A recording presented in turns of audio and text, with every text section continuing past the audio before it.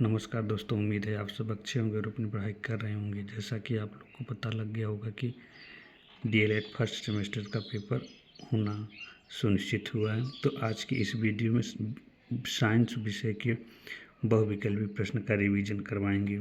तो आइए देखते हैं।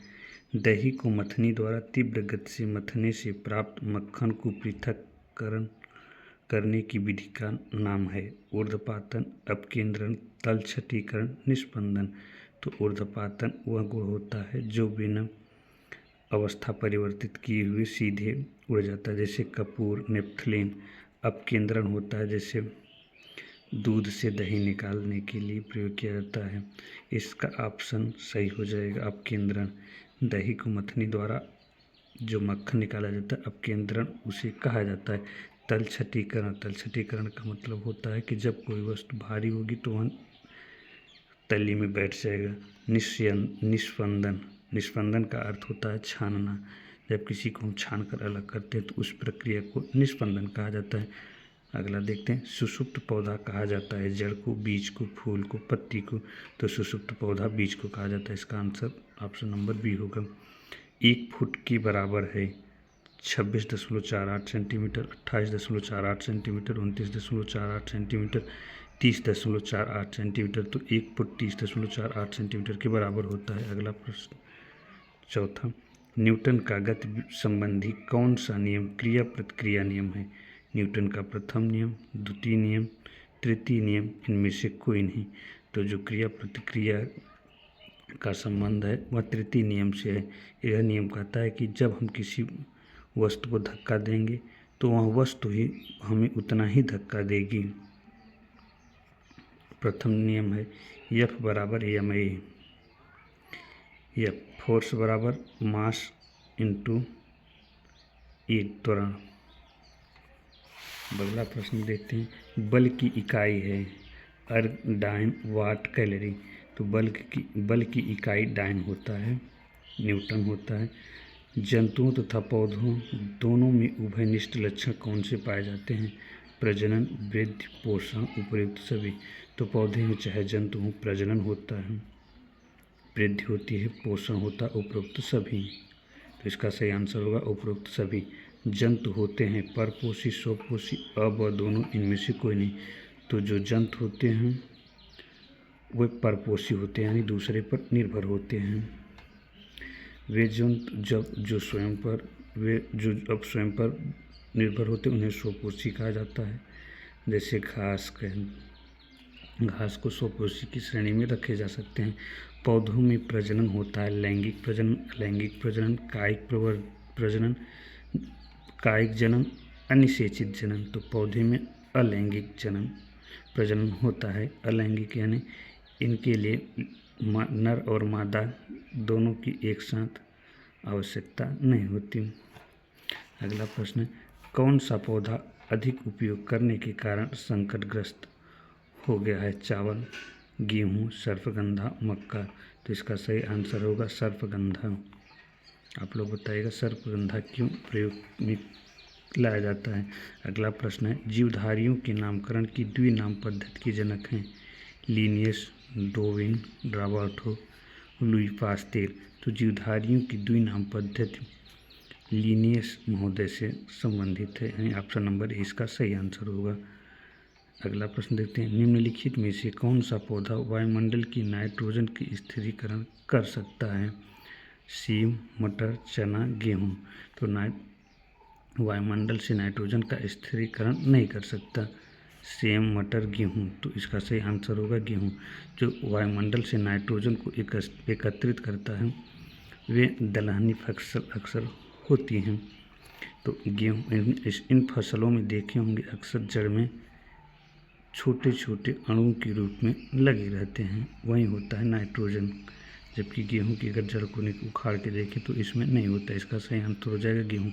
निम्नलिखित में से कौन पौधे वायु की नाइट्रोजन को नाइट्रेट्स में बदलते हैं? निम्नलिखित में कौन से पौधे वायु की नाइट्रोजन को नाइट्रेट्स में बदल देते हैं?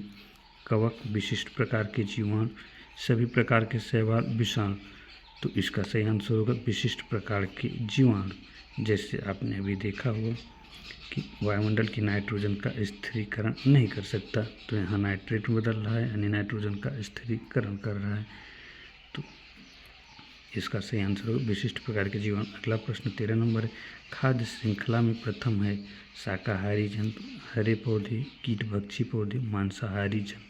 तो खाद्य श्रृंखला के जो 3 चरण होते हैं, प्रथम श्रृंखला जिन्हें स्वपोषी कहते हैं, द्वितीय श्रृंखला जिसे परपोषी कहते हैं यानी वे दूसरे पर निर्भर होते हैं या मांसाहारी कह सकते हैं, और तृतीय में सर्वाहारी होते हैं जैसे शेर।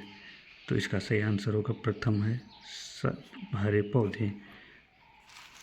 जीवधारियों के समूह जो प्रकृति में परस्पर संकरण द्वारा संतान उत्पन्न करता है, समष्टि, जाति, जैव समुदाय, जीव।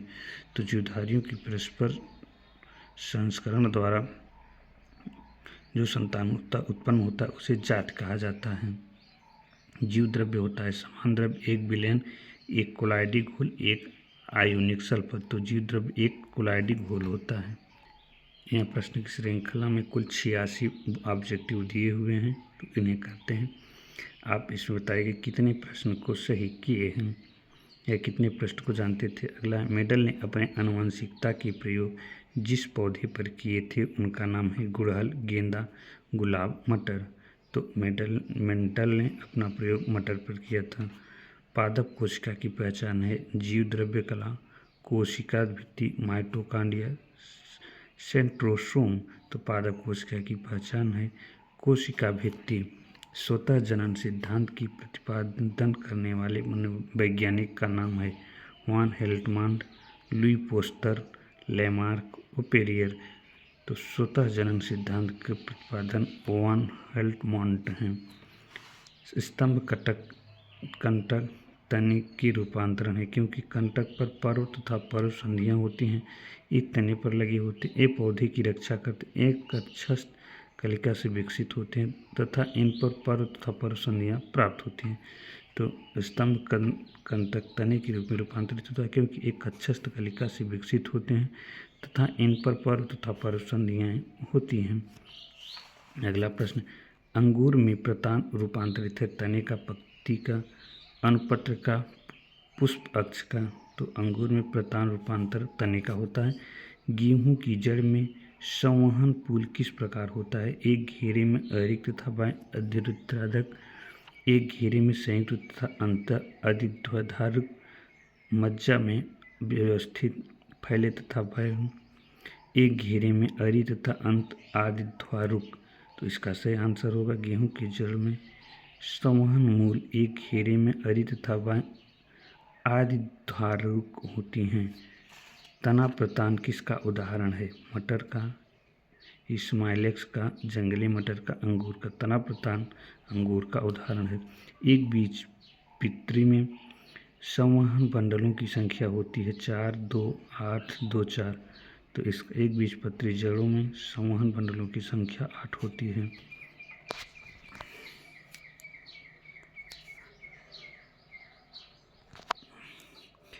पेड़ किस प्रकार के जल अवशोषित करता है, पेड़ किस प्रकार के जल को, आर्द्र जल, गुरुत्वीय जल, बंधित जल, केशिका जल।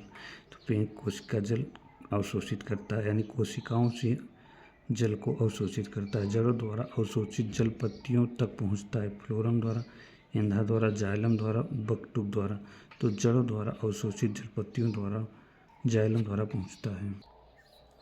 मैनग्रोव पौधे की जड़ें वातावरण से ऑक्सीजन किसकी सहायता से प्राप्त करती हैं, मैंग्रोव पौधे वेलोमेन ऊतक द्वारा, न्यूमेटोकोर द्वारा, वातरंध्र द्वारा, चूस्कांक द्वारा। तो मैंग्रोव पौधे न्यूमेटोकोर द्वारा प्राप्त होते हैं। इसमें से आप देख रहे होंगे कि बहुत से ऐसे शब्द होंगे जिन्हें आप सुने नहीं होंगे या फिर ऐसा लग रहा हो कि इसका कुछ दूसरा नाम है, तो बिल्कुल सही है, क्योंकि ये जो पब्लिकेशंस हैं वे मात्रा का ध्यान नहीं रखते, तो आप लोग को अपने हिसाब से करना होगा। ऐसा अगला प्रश्न है, सबसे अधिक जल अवशोषण कर की क्रिया होती है जल के शीर्ष पर, मूलरोम प्रदेश में, पुरातन प्रदेश में, दीर्घी प्रदेश में। तो सबसे अधिक जल अवशोषण मूलरोम प्रदेश में होता है। अगला प्रश्न है, द्विबीजपत्री जड़ में संवहन बंडल होते हैं। आरी एग्जार्क, आरी एंडार्क, संयुक्त बंध कोलेटरल, संयुक्त बंधे बाइटरेरल। तो इसका सही आंसर होगा द्विबीजपत्री जड़ की संवहन बंडल में होता है आरी और एंडार्क। मूसला जड़ पाई जाती है मक्का में, सरसों में, धान में, गन्ना में। तो मूसला जड़ सरसों में पाई जाती है। जड़ें तीन जड़ें मूसला जड़ें, जकड़ा जड़ें। बरगद में पौधे की शाखाओं में लटकने वाली जड़ें होती हैं अवस्तंभक जड़ें, आरोही जड़ें, आर्द्रतावाही जड़ें, स्तंभ जड़ें। तो इसका सही आंसर होगा स्तंभ जड़ें। सरसों के पौधों में पाए जाने वाला पुष्प क्रम है सीमांक्ष, असीमांक्ष, मुंडक, सूकी। तो असीमांक्ष इसका सही आंसर होगा। सरसों पौधा है झाड़ी का, वृक्ष का, सुकाय का, साग का। तो सरसों पौधा साग का है। दूब घास पौधा है विसर्पी, अनुसर्पी, आरोही, बल्लरी। दूब घास विसर्पी का उदाहरण है। कीटभक्षी पौधे का उदाहरण है नागफनी, हाइड्रोड्रिला, ड्रोसेरा, कुकुरमुत्ता। तो कीटभक्षी पौधे ड्रोसेरा है। निम्नलिखित में बहुवर्षीय पौधा है सूर्यमुखी, शलजम, आलू, दूब घास। तो इसका बहुवर्षीय पौधे दूब घास होता है, जबकि सूर्यमुखी, आलू, शलजम में लगभग 120 दिन की फसल होती है। पत्तियों में भोज्य पदार्थों को स्थानांतरित करने वाले ऊतक हैं जाइलम, विद्युतक, दृढ़ोतक, फ्लोएम। तो पत्तियों में पौधे भोज्य पदार्थ को स्थानांतरित करने वाला फ्लोएम होता है। कौन सा बीज एक बीजपत्री है? चना, मटर, सरसों, मक्का। इसका सही आंसर होगा मटर। एक बीजपत्री, द्विबीजपत्री ऐसे पौधे जिनमें बीज की संख्या एक होती है उन्हें एक बीजपत्री। जैसे गेहूं में एक बीज होता है, इसे अलग नहीं कर सकते। जबकि दो बीजपत्री ऐसे होते हैं उनमें पौधों की पत्तियां कुछ इस तरह से होंगी और इसमें अलग दोनों दो बीच में दो भाग हो जाते हैं। जैसे आपने मटर के अक्सर देखा होगा इस तरह का होगा, चना में बीज, मटर, सरसों इस तरह का दिखाई देता है। तो इस तरह से जो दो भाग में अलग विभक्त हो जाए उन्हें द्विबीजपत्री कहेंगे। जबकि एक बीजपत्री में बीज एक ही रूप में जुड़ा रहता है, जैसे कि धान। अगला प्रश्न देखते हैं। द्वितीयक केंद्रक निषेचित होकर बनता है बीज, फल, भ्रूण, भ्रूणपोष। द्वितीयक केंद्रक निषेचित होकर भ्रूणपोष बनता है। फूल वाले पौधों में द्विनिषेचन की क्रिया होती है, मूल में, फल में, बीजांड में, जायंग में। तो फूल वाले पौधों में द्विनिषेचन की क्रिया बीजांड में होती है। इसका सही आंसर होगा बीजांड। अगला प्रश्न है मक्का के पौधे में परागण होता है कीट द्वारा, जल द्वारा, वायु द्वारा, कृत्रिम द्वारा। तो इसका सही आंसर होगा वायु द्वारा। किस पौधे की पुष्प विश्व में सबसे बड़े होते हैं? गुड़हल, रिफ्लेक्सिया, केली, बुलकेलिया। तो रिफ्लेक्सिया का पौधा सबसे बड़ा होता है। इसका आंसर सही हो जाएगा। नल के नीचे रखी बाल्टी को पानी से पूरा भरने में लगा समय किसी घड़ी से ज्ञात करते हैं? कलाई घड़ी से, टेबल घड़ी से, दीवार घड़ी से, विराम घड़ी से। तो नल के नीचे जो बाल्टी में पानी पूरा भरने में समय लगे उसे कलाई घड़ी से हम ज्ञात करते हैं। दो आवेशों के बीच कार्य करने वाला बल है गुरुत्वीय बल, पेशी बल, घर्षण बल, विद्युत बल। तो दो आवेश के बीच कार्य करने वाला बल विद्युत बल होता है। Q1 Q2 अपान R स्क्वायर 1/4πε0 होता है। दोनों आवेश के बीच लगने वाला। घूमता हुआ लट्टू कौन सी गति करता है? वृत्तिगत, दोलनगत, घूर्णनगत। इनमें से कोई नहीं। तो घूर्णनगत करता है। पृथ्वी द्वारा किसी वस्तु पर कौन सा बल आकर्षण बल के रूप में कार्य करता है? विद्युत बल, गुरुत्वीय बल, चुंबकीय बल। इनमें से कोई नहीं। पृथ्वी द्वारा वस्तु पर कौन सा बल आकर्षण के रूप में कार्य करता है? तो गुरुत्वीय बल काम करता है। पृथ्वी का घूमना किस गति का उदाहरण? रेखीगत, दोलनगत, घूर्णनगत। इनमें से कोई नहीं। पृथ्वी घूर्णनगत करती है। बल का सूत्र क्या है? द्रव्यमान बटे त्वरण, द्रव्यमान गुणित समय, द्रव्यमान गुणित त्वरण। इनमें से कोई नहीं। बल का सूत्र होता है द्रव्यमान गुणित त्वरण, यानी F बराबर ma। जैसे कि आपने अभी सुना था कि उनमें से क्रिया प्रतिक्रिया नियम न्यूटन के किस नियम से संबंधित है? तो यह प्रथम नियम है, द्रव्यमान और त्वरण बल के बराबर होता है। यानी कि अगर यम द्रव्यमान की कोई वस्तु है वह ए तुरंत से गति करती है तो उन दोनों का गुणनफल जो होगा वहीं लगाए गए बल के बराबर होगा। सीजीएस पद्धति के अनुसार बल का मात्रक क्या हो गया, डाइन, किलोग्राम, न्यूटन, इनमें से कोई नहीं। सीजीएस पद्धति के अनुसार बल का मात्रक डाइन होता है। एमकेएस पद्धति के अनुसार बल का मात्रक क्या होता है, न्यूटन, किलोग्राम, डाइन, इनमें से कोई नहीं। एमकेएस पद्धति में बल का मात्रक न्यूटन होता है। एक वस्तु, जब कोई वस्तु सदैव एक सरल रेखा में गति करती है तो उसकी कौन सी गति होती है, घूर्णन गति इस तरह से होगी, दोलन गति इस तरह से होगी, वृत्तीय गति इस तरह से होगी, रेखीय गति इस तरह से होगी। जब सरल रेखा में हो कोई वस्तु गति करती है तो वह सरल रेखीय गति करती है। जब कोई वस्तु अपने अक्ष के चारों ओर घूमती है तो उसकी यह कौन सी गति का उदाहरण है, जब अपने अक्ष के चारों इस तरह के चारों ओर गति करती है तो वह घूर्णन गति करता है। जैसा कि आपने भी देखा पृथ्वी का घूमना किस प्रकार की गति है, तो जो पृथ्वी घूमती है वह घूर्णन गति का उदाहरण है। कुम्हार की चाक में जो गति होती है कहलाती है वृत्तीय गति, घूर्णन गति, रेखीय गति, इनमें से कोई नहीं। कुम्हार की चाक की जो गति होती है वह घूर्णन गति होती है, क्योंकि वह एक धुरी से जुड़ा रहता है और बाकी स्थान से गति करता है। कोल्हू में जुड़े बैल की गति का दोलन गति, रेखीय गति, घूर्णन गति, वृत्तीय गति। तो कोल्हू से जुड़े बैल वृत्तीय गति करते हैं, क्योंकि इस तरीके से कोल्हू बंधा रहता है और इस तरीके से वृत्ताकार गति करते हैं। चलती ट्रेन में गति होती है रेखीय गति, दोलनीय गति, वृत्तीय गति, घूर्णन गति। चलती ट्रेन में रेखीय गति होती है। अब अगला प्रश्न नंबर 55, एक कार जब सड़क पर दौड़ती है किस प्रकार की गति करती है, घूर्णन गति, रेखीय गति, वृत्तीय गति, दोलन गति। तो जो सड़क पर कार दौड़ती है वह रेखीय गति करती है, इस तरह से रोड होगा, इस तरह से कार चलती है, तो यह एक घूर्णन गति, रेखीय गति करती है। जिस ताप पर द्रव का वाष्प दाब वायुमंडलीय दाब के बराबर हो जाता है वह ताप को कहते हैं गलनांक, क्रांतिक ताप, क्वथनांक, हिमांक। जिस ताप पर द्रव का वाष्प दाब वायुमंडलीय दाब के बराबर होता है वह क्वथनांक होता है। क्रांतिक तापों होता है -273 डिग्री को क्रांतिक ताप कहा जाता है। गलनांक होता है वह ताप जिस पर कोई वस्तु गलना प्रारंभ होती है, जैसे बर्फ का गलनांक 4 डिग्री सेल्सियस होता है। किसी विलयन में संघनन और वाष्पन द्वारा शुद्ध द्रव प्राप्त करने की विधि कहलाती है क्रिस्टलीकरण, ऊर्ध्वपातन, छानना, आसवन। क्रिस्टलीकरण का मतलब होता है इस तरीके से उसे बनाना। ऊर्ध्वपातन का अर्थ होता है कि वह अवस्था परिवर्तित की हुई सीधी ऊर्जा, जैसे कपूर। छानना अगर छन्नी के नाम से सुने होंगे तो छानने से जो छानना जाता है उसे आसवन का मतलब होता है कि हवा के द्वारा, झोंकी के द्वारा उसे उड़ाते हैं तो वह आसवन की प्रक्रिया होती है। वाष्प की द्रव में बदलने की प्रक्रिया कहलाती अवघटन, संघनन, वाष्पन, इनमें से कोई नहीं। वाष्प की द्रव में बदलने की क्रिया को वाष्पन कहते हैं, संघनन कहते हैं।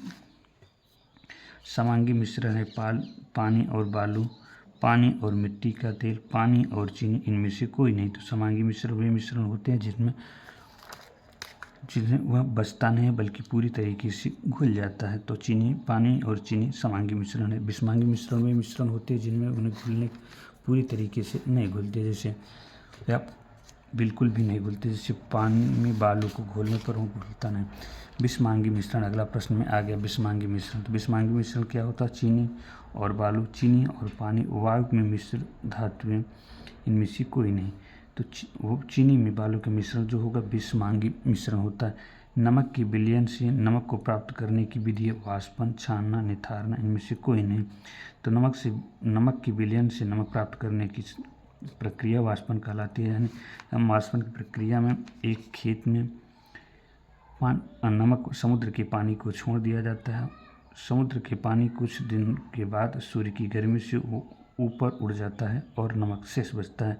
इस प्रकार की जो प्रक्रियाएं होती वह वाष्पन की प्रक्रियाएं होती हैं। इसी तरीके से नमक बनाया जाता है। अगला प्रश्न है, मिश्रण में विलेय और अविलेय पदार्थों को पृथक करना क्या कहलाता है, आशोधन, पृथक्करण, निथारना, वाष्पन। मिश्रण में विलेय और अविलेय पदार्थों को पृथक्करण कहलाता है। यानी कोई मिश्रण है उसमें चीनी और बालू दोनों मिश्रित है तो उसे पृथक्करण विधि द्वारा अलग करेंगे। ऐसे पदार्थ जो जल में घुल जाते हैं क्या कहलाते हैं? विलायक, विलेय, अविलेय, इनमें से कोई नहीं। ऐसे पदार्थ जो जल में घुल जाते हैं उसे विलेय पदार्थ कहा जाता है। किसी द्रव पदार्थ में जब अशुद्धियाँ मिल जाती हैं तो किस विधि द्वारा उसे पृथक किया जाता है? क्रिस्टलीकरण, छानकर, आसवन, निथारकर। किसी द्रव में जब अशुद्धियाँ मिल जाती हैं तो उसे छानकर अलग किया जाता है। अगला प्रश्न है, अघुलनशील पदार्थ को पृथक करने की विधि कहलाती है? छानना, आसवन, निथारना, क्रिस्टलीकरण। तो अघुलनशील पदार्थ को अलग करने की विधि जो होती है वह निथारना होती है। जब कोई पदार्थ गर्म करने पर वह सीधे गैस अवस्था में परिवर्तित हो जाती है तो ऐसी प्रक्रिया क्या कहलाती है? वाष्पन, ऊर्ध्वपातन, संघनन, आसवन। तो ऐसी प्रक्रिया ऊर्ध्वपातन कहलाती है। ऊर्ध्वपातन प्रक्रिया में सीधे अवस्था परिवर्तित किए हुए गैस में उड़ जाती है। उपापचन क्रिया कितने प्रकार की होती? 1, 2, 3, 4। उपापचन प्रक्रियाएं 2 प्रकार की होती हैं। पत्तियों द्वारा कायिक प्रवर्धन होता है, ब्रायोफिलम में, वेलिसनेरिया में, अदरक में, सैजिटेरिया में। तो पत्तियों द्वारा कायिक प्रवर्धन ब्रायोफिलम में होता है। भोजन संचयन के लिए अपस्थानिक जड़ रूपांतरण है। तर्करूपी, षडास्तंभ, कंदगुच्छ, कुंभ रूपी। तो भोजन संचयन के लिए अपस्थानिक जड़ें पर्णाभस्तंभ के रूप में एकत्रित करती हैं। अगला प्रश्न है, पौधे में उत्तेजनशीलता का प्रदर्शन स्पष्ट दिखाई देता है? आम में, छुई में, नीम में, अदरक में। तो उत्तेजनशीलता का जो स्पष्ट प्रदर्शन छुई में दिखाई देता है। अगला प्रश्न है, कोण का मात्रक होता है? मोल, स्टेरेडियन, एम्पियर, रेडियन। कोण का मात्रक रेडियन होता है, जबकि स्टेरेडियन घन कोण का मात्रक होता है। अगला, निम्नलिखित में से कौन सी घटना गुरुत्व बल का उदाहरण है? पेड़ से पत्तों का गिरना, उछाले गए बाल का धरती पर गिरना, समतल पर गाड़ी का धकेलना, पहाड़ी पर पत्थर टूटकर नीचे लुढ़कना। तो घटना गुरुत्व बल का मतलब होता है कि जिसमें गुरुत्व बल लगे। तो समतल गाड़ी को धकेलना गुरुत्व बल का उदाहरण नहीं है, बल्कि इसमें घर्षण बल लगता है। दौड़ने में उपयुक्त अनुकूलित प्राणी है? चमगादड़, एंटीलोप, यूरोमेटिक्स, साइरस। तो दौड़ने की उपयुक्त प्राणी एंटीलोप है। पत्तियों का रूपांतरण है? पत्र, पकलिका, शल्ककंद, पर्ण, शैली, पूर्णिका, मूल। तो इसका सही आंसर होगा पत्र पकलिका। लंबाई का मात्रक मीटर, द्रव्यमान का मात्रक किलोग्राम तथा समय का मात्रक सेकंड किस पद्धति से संबंधित है? यानी लंबाई, द्रव्यमान और समय दिया हो, इसमें मात्रक दिया हो तो एमकेएस, एफपीएस, सीजीएस उपयुक्त में से सभी। तो एमकेएस पद्धति मीटर किलोग्राम प्रति सेकंड होता है। एफपीएस फुट पाउंड सेकंड होता है। सीजीएस सेंटीमीटर ग्राम प्रति सेकंड होता है। इसका वायु है विषमांगी मिश्रण, शुद्ध पदार्थ, यौगिक, समांगी मिश्रण। तो वायु विषमांगी मिश्रण का उदाहरण है। टाँका है जल संचयन की विधि, सिलाई करने की विधि, बांग्लादेश की मुद्रा, प्रदूषण मापने की विधि। टाँका होता है सिलाई करने की एक विधि। निम्नलिखित में उभयचर प्राणी है? खरगोश, चूहा, कछुआ, गाय। तो उभयचर प्राणी है कछुआ। उभयचर प्राणी वे प्राणी जो जल और थल दोनों में रह सकें, उन्हें उभयचर प्राणी की श्रेणी में रखा जाता है। तो कछुए को अगर हम जल से बाहर निकाल दें फिर भी वह मृत नहीं होता, इसलिए उभयचर प्राणी हो जाएगा। निम्नलिखित में से कौन सा मछली की अनुकूलन अंग नहीं है? धारा रेखित शरीर, पंख, गलफड़े, फेफड़ा। तो इस मछली में फेफड़े अनुकूलन अंग नहीं है। निम्नलिखित में से यौगिक हैं? जल, सोना, पीतल, चांदी। तो यौगिक इसमें से जल नहीं है। निम्नलिखित में से कौन सी विधि घुलनशील ठोस पदार्थों को द्रव से पृथक करना है? निथारना, वाष्पीकरण, तलछटीकरण, छानना। तो जो घुलनशील ठोस पदार्थ को द्रव से पृथक करने की विधि होती वह वाष्पीकरण होती है। किसी धातु के तल के क्षेत्रफल का मात्रक घन मीटर, मीटर, वर्ग मीटर, किलोमीटर। धातु के तल के क्षेत्रफल का मात्रक होता है वर्ग मीटर। अगला प्रश्न है, मछली की सांस लेने की कौन सा गलफड़ा त्वचा उपयुक्त सभी। तो मछली जो सांस लेती है गलफड़ा के द्वारा लेती है, इसलिए ऑप्शन सही। 1 गज बराबर 5 फुट, 4 फुट, 3 फुट, 2 फुट। 1 गज 3 फुट के बराबर होता है। घुलनशील पदार्थों को द्रव से पृथक करने की विधि है छानना, निथारना, वाष्पन। तो घुलनशील ठोस पदार्थ को द्रव से अलग करने की प्रक्रिया कहलाती है। पहलवान को भार उठाने में लगने वाला बल है पेशी बल, गुरुत्वीय बल, चुंबकीय बल। उपयुक्त में से कोई बल नहीं। पहलवान जो शरीर का भार उठाता है वह पेशी बल के द्वारा उठाता है। चने में 2 हल्की पीली रंग की संरचनाओं का नाम बीज, भ्रूण, बीजपत्र, मूलांकुर। तो चने के बीज में 2 हल्की पीले रंग की संरचना होता है, उसका नाम बीजपत्र होता है। तो आज भी DLED फर्स्ट सेमेस्टर की विज्ञान प्रश्न की सभी ऑब्जेक्ट इसमें रिवीजन किया गया। अगर आप लोग को अच्छा लगा तो लाइक और सब्सक्राइब करें। धन्यवाद।